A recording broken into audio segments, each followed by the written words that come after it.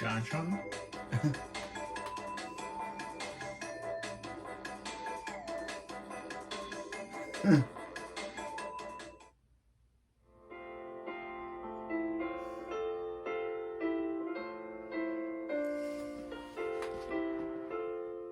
Well, it's the end of the year again. A time of joy, of giving, and of spending time with friends and family. Toot toot. In a time such as this, one might almost forget that the United States of America is literally on fire right now.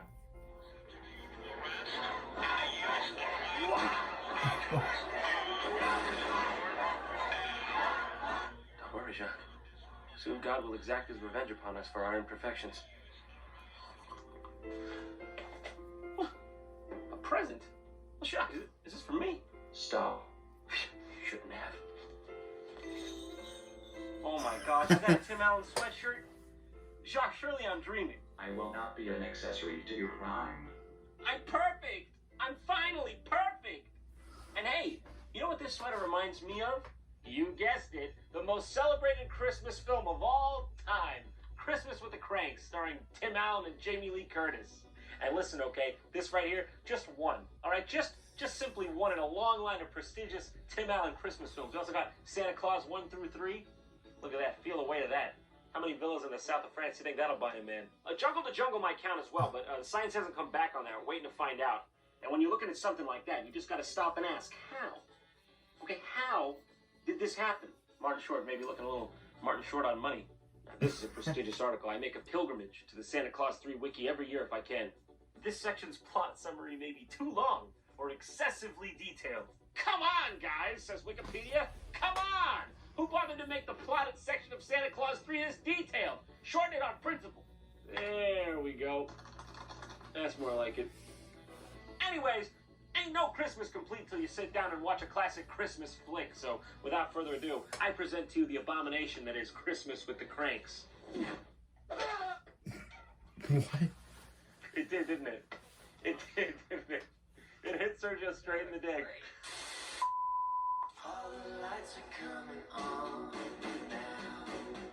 How I wish that it would snow now. What? We should get moving. Got a big day. Again, that's the most random way to put a title into your film. So, this film begins with middle-aged couple, Luther and Nora Crank, taking their daughter to the airport as she's about to leave for Peru. That would in turn explain their sadness, as this is the first Christmas they'll have to spend without her, in a classic syndrome of the empty nest. Think she'll be okay? Should be better than okay. I meant in Peru, in the jungle. Please stop worrying about this, okay? With this again, would you please stop? Why don't you just go to the jungle? What's there, snakes? Yellow fever? She'll be fine. Just won't be the same. What won't? Mark Radcliffe? With a Is he great the melancholy, brother of the Daniel Cranks prepare to Radcliffe? spend the holidays all alone. Joy abounds. I need white chocolate and pistachios.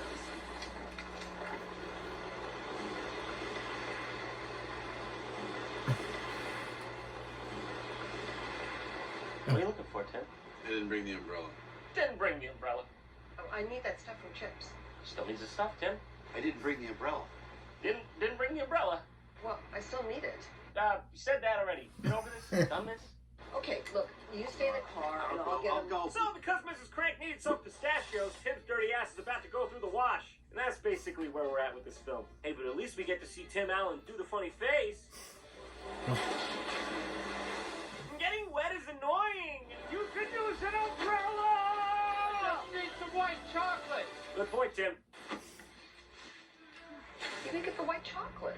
Oh my God, the flow of this movie is like pulling teeth. You didn't get the white chocolate, Tim? That's all you went in there to get. How'd you screw that up? Who would even bother to write this exchange? It's so mundane. We're 5 minutes in. All we've been talking about is pistachios and white chocolate. Their cadence is so slow and they just keep repeating the same things over and over ad nauseum. Umbrella. White chocolate. Umbrella. Did you talk to Rex? Who's Rex? Who's Rex? Come on. Tell us. The butcher. The butcher. As odd as it sounds, I didn't think of asking the butcher where the chocolate was. So basically, thus far, this is a jaded couple arguing in a low-energy and passive-aggressive manner in a Christmas film. God bless. And people say this movie is good. Maybe he'll wonder why I'm all wet. You know why I don't want one of you stupid umbrellas? Tim, I can't say I'm not upset. This easily could have been Jungle 3 Jungle had you just gone with your daughter on the airplane. Huge missed opportunity. Because Tim's character Luther is so upset by the annoying Christmas season, he devises a plan to skip it altogether to go on a pleasure cruise. Fuck Christmas.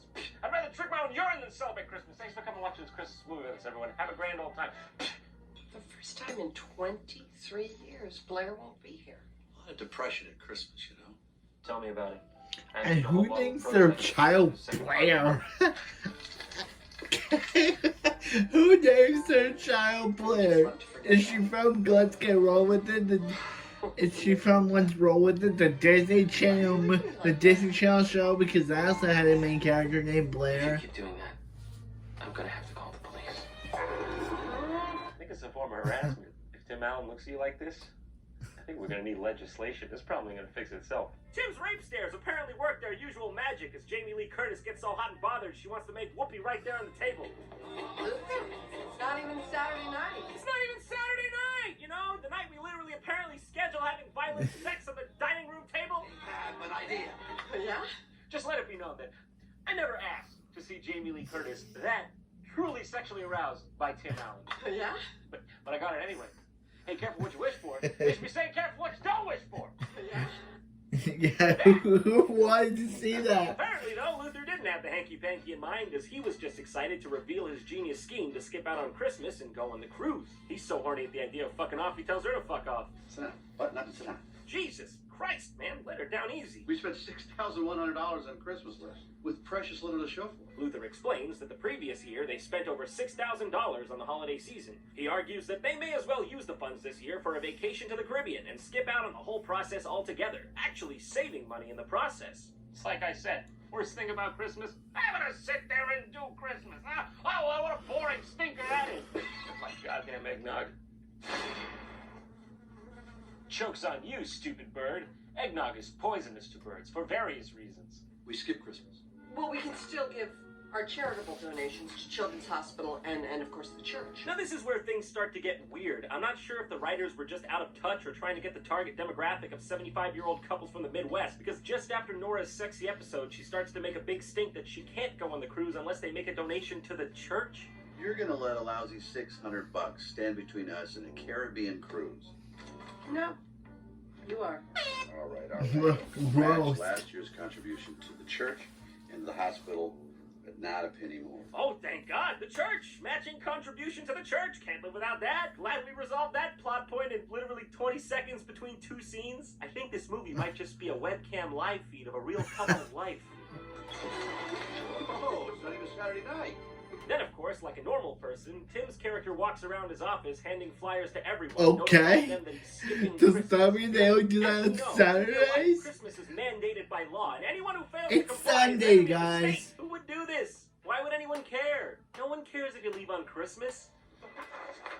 I'm letting you know that I'll be skipping Christmas this year. Go ahead. Run.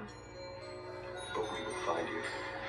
But yeah, that's basically the whole story of this film. That everyone surrounding the Cranks is so concerned with them skipping out on Christmas, they get socially ostracized like they're living in Victorian England or something. So what would happen if someone just literally needed to leave town for Christmas? This is so out of touch it leaves the realm of plausibility. I have no idea what to your say. Christmas invitations. No party this year. No party? No Christmas Eve party? She's not ordering Christmas cards either. Indeed. And I hear a rumor she's having a baby out of wedlock as well. Then why don't you have the party anyway? Because we don't want to, Mary.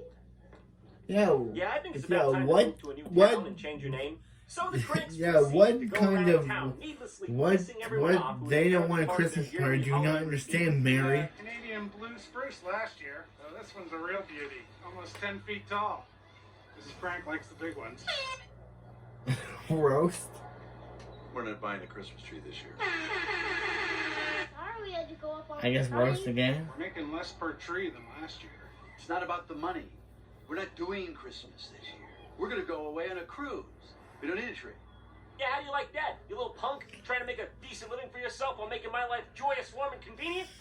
Well, I think fucking tree. How's this for a Merry Christmas? You bunch of young innocent children trying to foster a loving community spirit. It's really a movie I think about that the should be spirit of the holidays, you know? censored. Who's looking forward to the Santa Claus 4? Want to know what happens in that one? Don't know why they haven't made that one yet. At this point, basically, the They cranks did are make it. neighborhood It's enemy called the number Santa one, and Clauses. it's pissed off just about everyone because they're not staying in line with traditions. Because after all, the holidays truly are about crippling communistic-style conformity, aren't they? Dan Aykroyd is in this film too, for some reason, and he becomes upset with them because they won't put their giant Frosty the Snowman sculpture up, which apparently every single person in this neighborhood is required to do. The same exact one. What is this? Some sort of cultish ritual? Someone gonna say something here? Perfect time to put up Frosty. Tell you what, truth is, if I'm gone, I'm... You know, this movie was better as a horror anyway.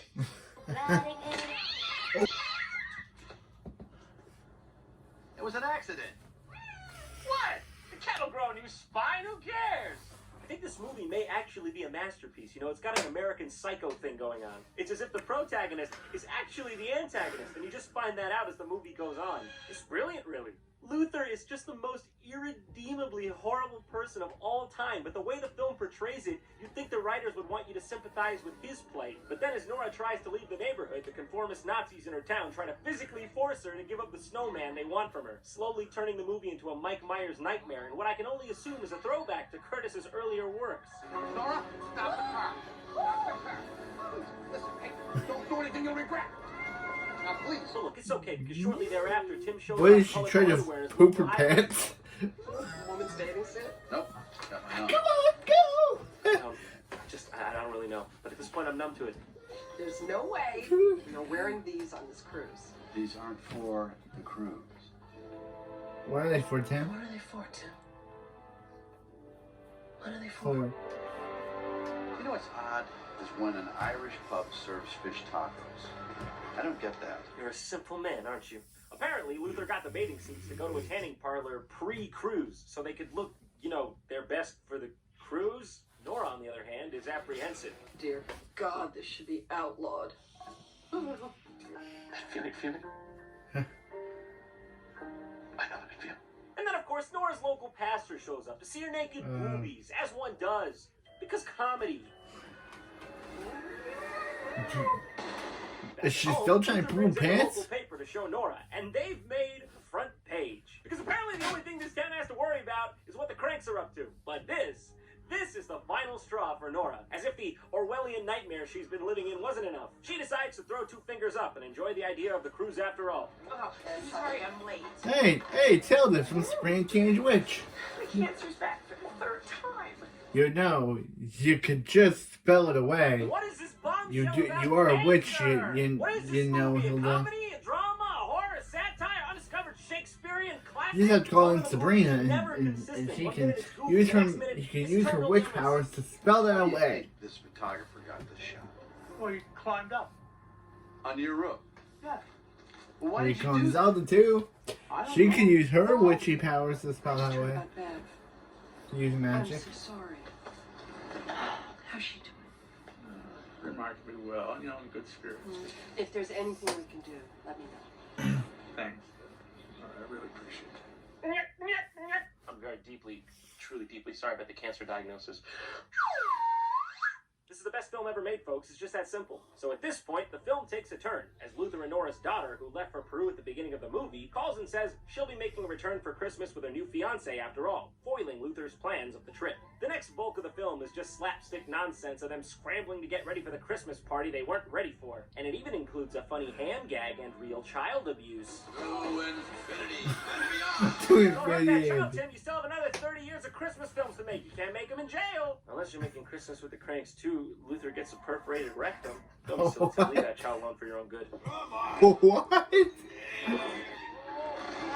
Oh, now Frosty's evil. Yeah.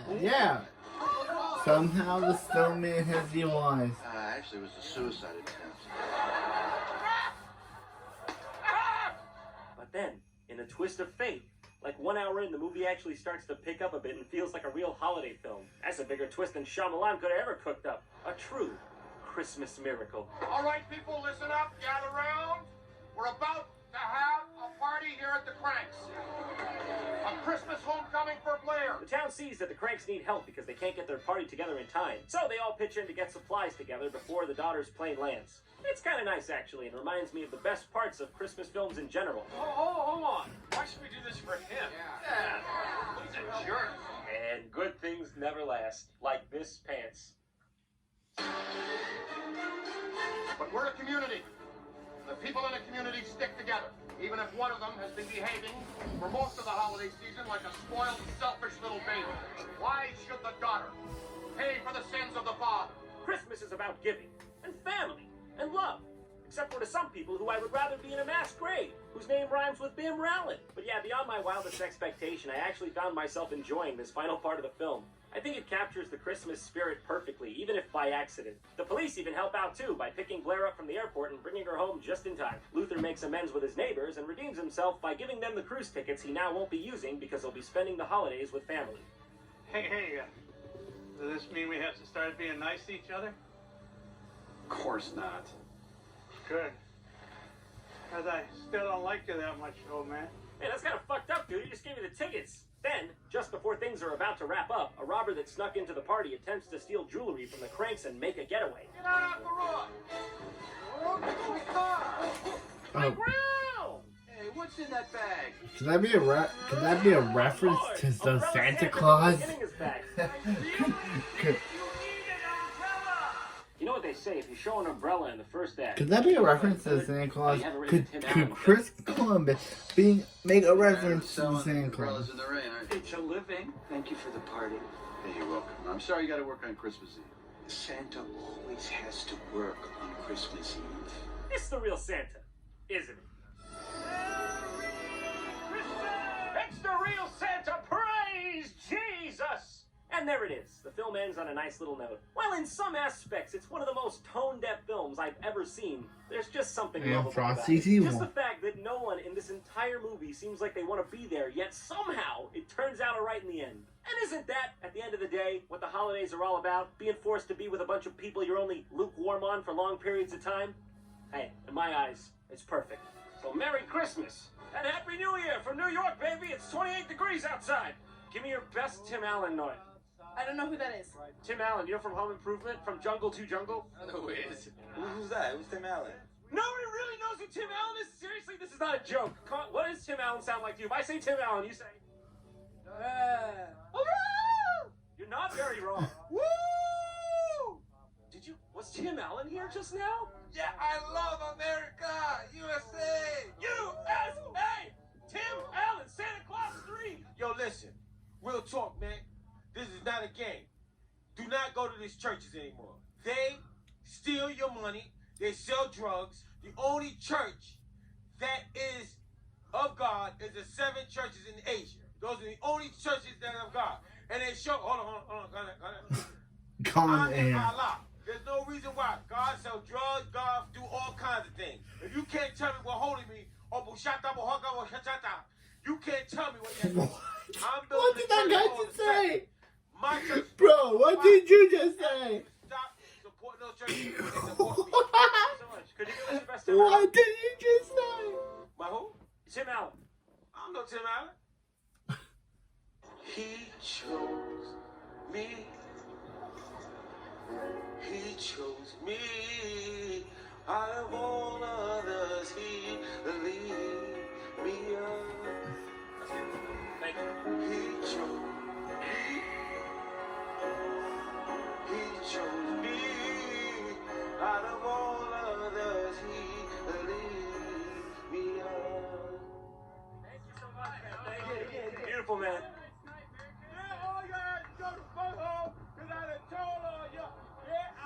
Let's get the fuck out of here right now.